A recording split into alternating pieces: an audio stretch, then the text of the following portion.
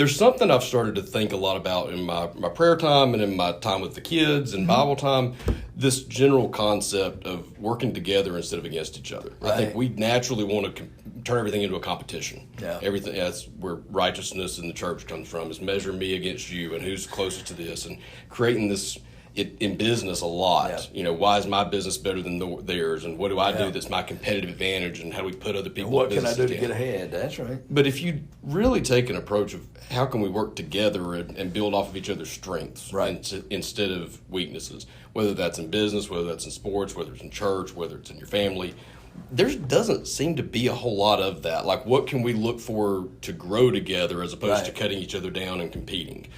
But in 2 Corinthians 10, that's kind of what I'm maybe there's a lot of that in there, in that chapter, and kind of working together, and we are better together than we are individually, and Right. cutting each other down. So that's a really very long monologue, but take whatever of that and go where you want with it. Am I right there in hearing some of that in 2 Corinthians 10? Yeah, I think you are, and I think that's kind of what really at the very heart of most of Paul's writings, if you really stop and think about it. And truth be known, it's probably most of Jesus' teachings. The world acts like that. Mm-hmm. The world is get what I can. The world is out for itself.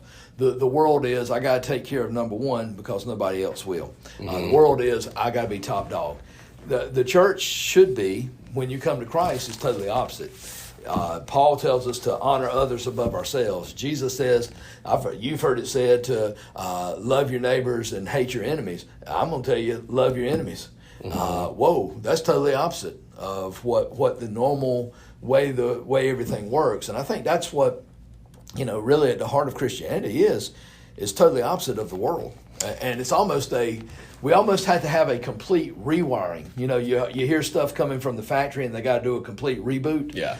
That's what we have to have, is a complete reboot, because our internal wiring is geared towards self and self-preservation, self-promotion, self-aggrandizement. But when we go to Christ, it's about I'm dead to self, and now I'm alive to Christ. And you used that term rewiring, I think, in one of those 6 through 10s. I think just I did. heard it. I did. And that was when I had said that I felt like I needed to see a different side of God. I saw Right. the tough older brother kind of side. And in that, you kind of use that description as a rewiring. But they do kind of go hand in hand. When you have that loving father side of God, that you start to see the other people in society as more your brothers and sisters that you need to help along in this race, and not as someone that you have to compete with and step on their throats and beat them on everything. It is. And therein lies that the love of God, the humility, all that's starting to come together. You're starting to, what you just said is exactly, it's no longer just about me or what I got to do. I want to be for others first, just like Christ was. He said, I didn't come to be served, but to serve, and to give my life as a ransom for the many. So he came to be a servant. Yeah. And I've always said, you're never more like Christ than when you do that, when you serve. When you get that mentality of, it ain't about me, it's about others, it makes a big difference. And it comes from Christ.